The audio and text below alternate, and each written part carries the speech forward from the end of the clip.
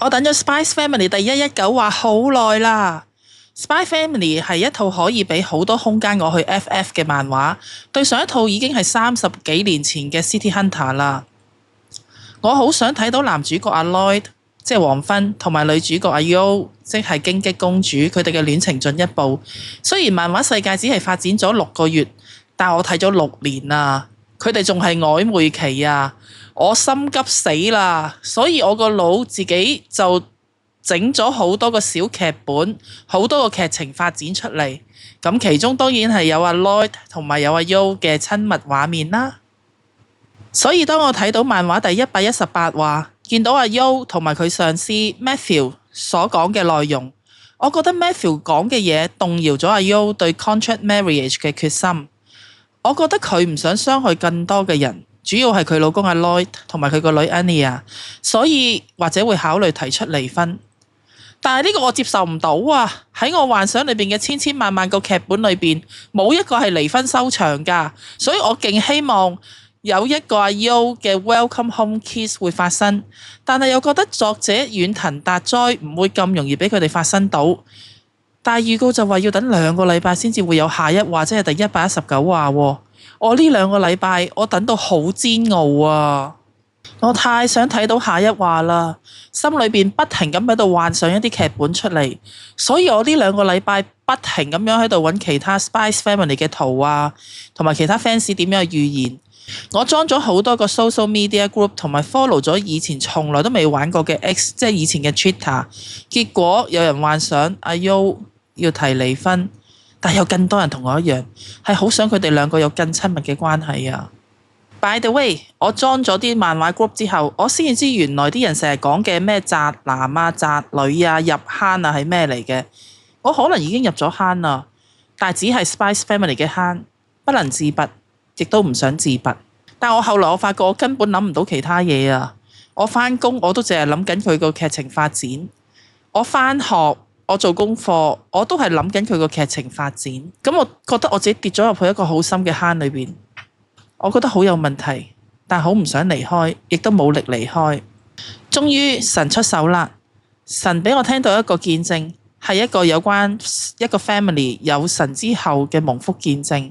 神俾我諗到，既然我咁擔心 Spice Family 裏邊嘅 Forge 呢一家人，係因為佢哋冇神啊！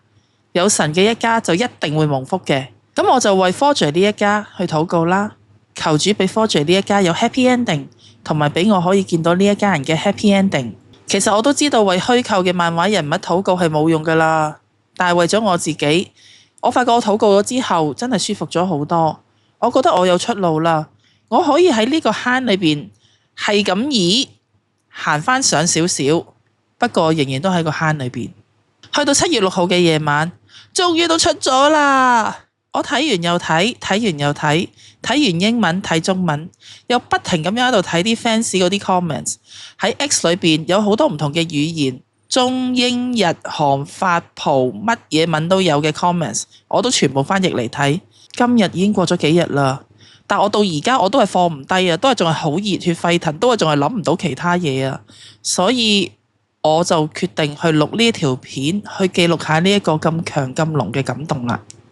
我覺得作者遠藤達哉好勁啊！118講到阿 Yo， 佢最後講嗰句 I can't bear any longer。我一直以為佢係講佢心靈對阿 Lloyd 嗰個愛意嗰個壓抑，佢會喺119篇裏邊佢會爆發出嚟。我其中一個小劇場係阿 Lloyd 一開門，阿 Yo 就嚟一個 Welcome Home Kiss， 然之後就拍醜轉頭就走，留低阿 Lloyd 喺房門呆咗咁樣企喺度。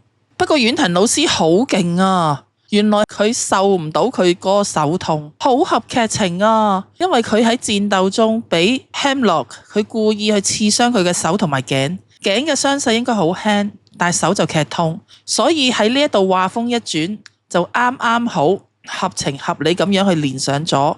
佢話 I can't bear any longer， 原來係佢個手痛。原來咁多個網民同埋 fans 都俾遠藤老師 fake 咗啊！遠藤老師佢帶咗個風向係阿 Yo 心靈上邊受唔到，但係原來係阿 Yo 嘅肉體上面受唔到，好高招喎！因為我咁多個小劇場我都諗唔到喎。然後阿 Yo 要求阿 Lloyd 帶佢去上次飲雞尾酒嗰間餐廳，因為佢想止痛啊。上一次佢飲完嗰支雞尾酒之後，佢就冇痛到啦個 pat pat。但係上一次嗰杯 cocktail 係紅色馬戲團成員想殺佢而整成嘅雞泡魚血啊嘛，即係河豚毒，根本都唔係酒嚟嘅，所以餐廳賣唔到佢想飲嘅止痛酒。但係喺呢度我就喺度諗啦，喂，乜加頓呢一個組織冇醫生嘅咩？止痛藥咁難買嘅咩？定係阿 U 佢天真到唔知道病咗傷咗可以睇醫生呢？然後佢哋食完飯之後就出去行街，喺街度見到啲街坊，咁啊打招呼啦。嗰時阿 U 已經飲到醉醺醺啦，佢竟然走去問啲鄰居有冇同佢哋啲老公去做 welcome home kiss 喎。哇！俾阿 U 去阻止咗。但係我想講阿 Lord，你老婆已經明明咁樣暗示話想同你有個 welcome home kiss 噶啦，你唔係好醒嘅咩？你應該知道你老婆係想同你 kiss 噶喎。然後劇情發展就係輪到阿香樂嗰個長髮殺手，佢心不甘情不願咁樣去俾一啲藥膏阿 U 去止痛。哇！遠藤老師好波，竟然安排俾阿 U 嗰班八卦嘅同事，竟然用望遠鏡去見到佢哋喎。哇！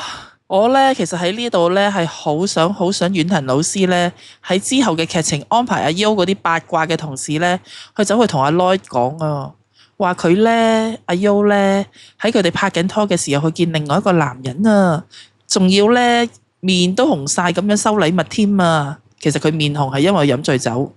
如果阿 U 嗰班同事去同阿 Lloyd 講，我好想見到阿 Lloyd 呷醋啊。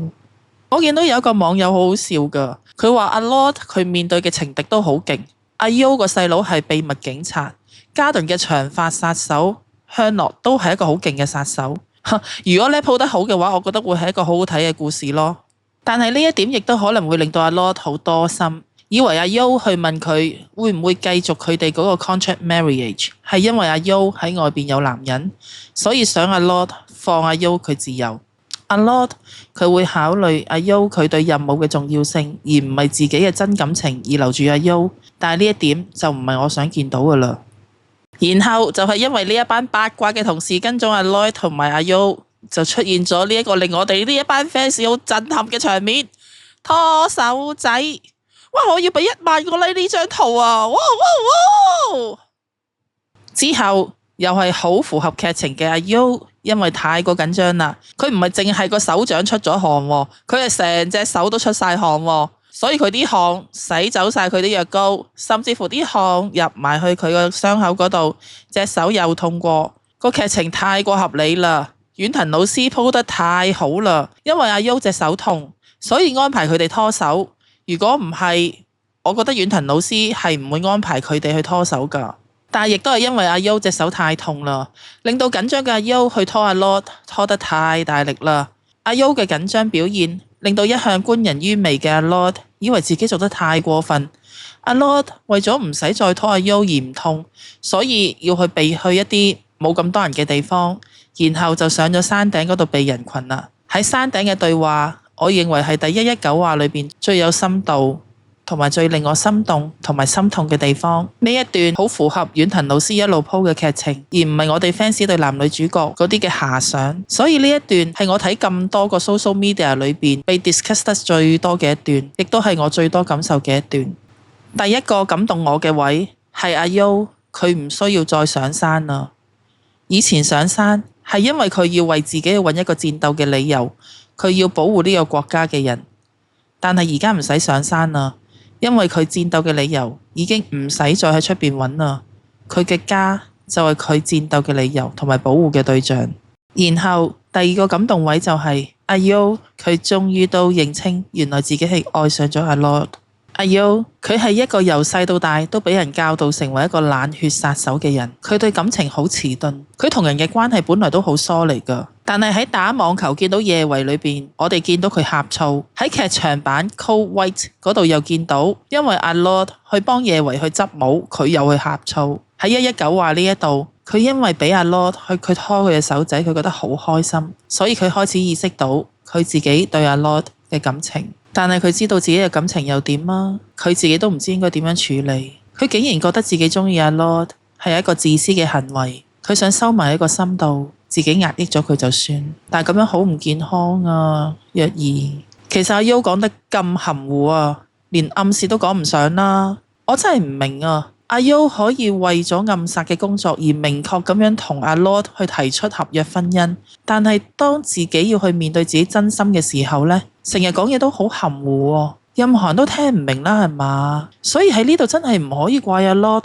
聽唔明佢對阿 Lord 去暗示佢中意佢嘅喎。呢度阿 Lord 我覺得好好笑，人哋阿 U 只係問咗佢一句，佢哋嗰個 marriage agreement 要幾耐？阿 Lord 就喺嗰一隻雀仔拍一次翼嘅短時間裏邊諗咗一大堆嘢，好彩佢到最後都冇表示啲乜嘢，係聽晒阿 U 去講佢想表達啲乜嘢，佢先回應。所以我哋聽晒講嘢嗰個人想講嘅嘢先至好回應啊！有人會以為呢一段阿 Lord 太蠢，竟然察覺唔到阿 U 已經暗戀自己，而我喺 X 嗰度見到全球。特別係寫英文嗰啲 fans 狂鬧阿 Lord 唔識趣，有啲甚至係想殺咗黃昏添。但係我覺得阿 Lord 嘅表現好合情理喎，因為阿 Lord 喺之前拖阿 U 嘅時候，阿 U 嘅反應好強烈啊，手腳又唔協調，而且又拖到阿 Lord 隻手好痛。阿 Lord 嘅解讀係阿 U 好抗拒阿 Lord 嘅親密，但係由於阿 U 佢要喺佢啲同事面前去扮恩愛夫妻，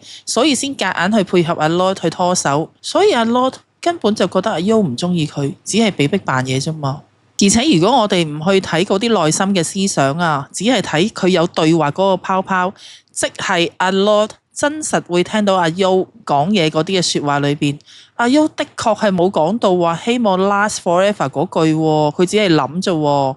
但係嗰班網民咧就話阿 Lord 唔識趣，聽到阿 U 咧就話想 last forever 嘅時候咧，阿 U 唔識得乘勝追擊去追阿 U，咁阿 Lord 聽唔明阿 U 嘅暗示好正常喎。有邊個會覺得啱啱因為唔情願去拖手仔嘅人會中意自己㗎？所以我喺呢度我要為阿 Lord 去平反啊！喺阿 Lord 嘅回應裏邊，我感覺到作者真係俾好啱佢人設嘅佢去回答。阿 Lord 佢嘅人設一直都係佢對人好有禮貌，但係佢同人好有距離。呢個正正就係上一次阿 U 佢要返屋企扮表示不滿嘅原因。阿 Lord 佢可以好全能咁樣做晒啲家務，但係其實係因為當阿 U 係外人，佢成日覺得要阿 U 幫手去做家務同湊女係麻煩到阿 U，所以想多謝佢，先至有一次話去請佢飲嘢。而今次阿 Lord 好明確咁樣感到阿 U 唔愛自己之後，阿 Lord 就好有禮貌但遠距離咁樣去答咗阿 U，就好似以下呢一啲 conversation 咁。第一，佢將個主動權俾咗阿 U，佢話阿 U 可以延續嗰個 contract marriage 到佢唔想延續為止。第二，以阿 U 嘅角度去講，阿 U 延續落去可以唔使俾人捉。第三，阿 Lord 想用阿 U 最愛嘅 Anya 去留住阿 U， 誰不知今次阿 U 佢係想知道阿 Lord 嘅睇法，所以阿 U 直接去問阿 Lord 點睇，但係結果阿 Lord 佢冇用到甜言蜜語，佢始終都係好遠距離，但係有禮貌咁樣去答阿 U， 佢會比較輕鬆。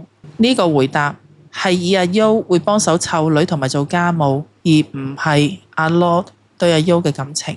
其實我覺得阿 Lord 答得好得體啊！阿 U 嘅失望只係因為佢得唔到阿 Lord 正面回應佢暗示嘅感情。雖然阿 Lord 嘅失望表情令到我好心痛，但係我覺得佢嘅失望唔應該由阿 Lord 去負責咯。而且呢個位我真係要多謝遠藤老師啊，因為而家嘅阿 Lord 佢未發覺自己真心愛上阿 U。如果阿 Lord 知道阿 U 係真心愛佢，佢就會利用阿 U 嘅感情去達成佢嘅任務噶啦。阿 Lord 係一個以工作為重，乜嘢都係 mission 嘅人。世界和平係佢嘅 mission， 其他嘅全部都係可利用之物，包括去建造呢個偽造家庭。但係感恩遠藤老師佢俾天真嘅阿 U 對感情好怕醜，而且反應好大，咁會令到阿 Lord 去誤會阿 U 對阿 Lord 係冇興趣嘅。所以劇情仲未進展到一個仲未知道自己真心嘅阿 Lord 以虛假嘅感情對阿 U， 想阿 U 幫自己去達成任務。呢一點係我最唔想見到嘅。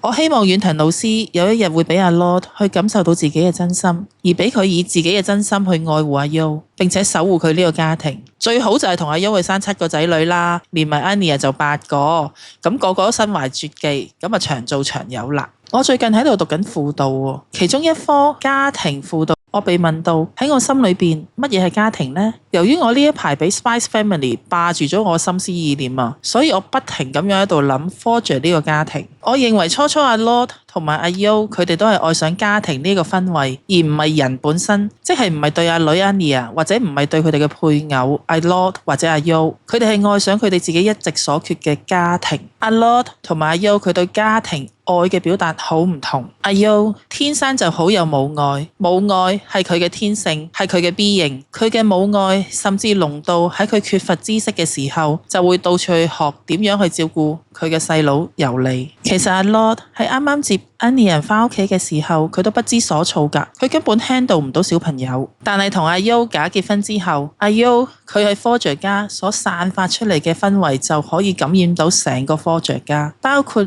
缺愛嘅 Anya 同埋工作佬嘅阿 Lord。而且因為阿 Yo 喺 Forger 家裏邊散發出佢天生嘅母愛，所以佢好投入呢個家庭啊！佢可以喺 Forger Family 裏邊得到安全感、被需要嘅感覺，而佢喺呢個屋企裏邊亦都可以發揮到佢嘅母愛而得到滿足。所以我哋初期會覺得 Anya 係主角，係因為阿 Yo 嘅母愛。我認為作者遠藤老師安排頭一段時間係 Onion Center， 而家可能會轉成 Couple Center 啦，好讓我哋呢一啲阿 Lord 同埋阿 Yo 嘅 fans 可以得到滿足啊！雖然阿 Yo 喺呢個家庭可以扮演到100分嘅母親角色，但係佢就唔識點樣去扮演一個好嘅妻子角色啦。我覺得阿 Yo 起初的確係冇愛上到阿 Lord 嘅，佢只係沉醉喺 fulfill 佢最擅長嘅母親角色裏邊，令到家庭裏邊每一個成員都可以投入喺佢哋嘅家庭角色裏邊。但係時間耐咗，Forger 呢一家人每一個人都認定咗自己佢哋屋企人嘅身份啦。喺平凡嘅日常生活裏邊，阿 Lord 同埋阿 Yo 嘅相處多咗，感情都開始萌芽啦。起初的確係不至於愛情嘅，但係一定有好感，而慢慢嘅愛情開始滲咗出嚟。我哋呢啲讀者一早就已經喺佢哋嘅日常互動裏邊見到佢哋嘅愛情，但係可能呢一份愛情太過無色無味啦。佢哋兩個都喺不知不覺裏邊愛上咗對方，但係佢哋唔知。阿 Lord 佢見到阿 Yo 會不自覺咁樣放鬆落嚟，呢一個亦都係阿 Lord 佢愛上咗同埋信任阿 Yo 嘅表現。而阿 Yo 似乎係好 care 阿 Lord 對佢嘅感覺同埋表現，又成日都呷醋喎。因為阿 Yo 佢係冇戀愛嘅經驗，佢唔知道愛情係咩嚟㗎。就算愛情嚟咗，佢亦都唔知點樣去處理。而阿 Lord 佢以為佢自己曾經同過好多個女性有關係，但係呢啲都只係佢為咗任務而發生嘅，而唔係發自內心嘅發生。所以其實阿 Lord 真係唔識 handle 真感情㗎。而且阿 Lord 佢會比阿 Yo 更大鑊。佢雖然係精神科醫生，但係佢自己就從來都冇觸碰過自己嘅內心。佢對自己好唔認識，所以阿 Lord 同埋阿 Yo 嘅感情線，我覺得應該係會由阿 Yo 主導先至會有機會開始到。只要阿 Yo 可以引得出阿 Lord 嘅真心，阿 Yo 被愛嘅時候佢真係好靚㗎，而阿 Lord 亦都會可以更加能夠為自己而活，而唔係因為任務去逃避自己喺戰爭裏邊所受嘅傷害。我相信喺阿 Lord 開始做返自己嘅時候，佢會有阿 Yo 同埋 Anya 呢個家庭支柱去幫佢 overcome 佢喺戰爭裏邊所受嘅 PTSD。但係如果呢個時候阿 Lord 佢仲未有自覺知道自己係真心鍾意阿 Yo， 而家去同咗阿 Yo 有關係，咁阿 Yo 只係會俾阿 Lord 去利用成為佢做任務嘅工具，去玩弄佢嘅感情嘅咋。而呢一點我係好唔想見到㗎，所以我好感恩119話裏邊嘅阿 Lord。佢冇明白到阿 Yo 嘅感情暗示，以致到阿 Lord 同埋阿 Yo 嘅感情被扭曲。為咗佢哋兩個嘅真愛可以發展，我願意等去睇。我相信遠藤老師會以阿 Yo 覺得自己對阿 Lord 嘅感情係自私一件事去 hold 起阿 Yo 同埋阿 Lord 嘅感情線，直至到阿 Lord 感受到自己真心，先至慢慢開始佢哋嘅感情路。喺呢度我要加插一句，阿 Lord 啊 Lord， 你要好好咁樣愛自己啊！呢個世界唔係淨係得任務㗎。你如果唔識得愛自己，你就唔識得去愛你嘅家人。假嘅感情係會好傷自己，好傷人㗎。遠藤老師啊，遠藤老師，我呢個小小 fans 嘅跪求你，請你俾阿 Lord 去察覺到自己嘅真心啦，俾阿 Lord 佢發自內心咁樣去真愛阿 Yo 同埋佢哋嘅屋企啊！我會繼續支持 Spice Family 㗎。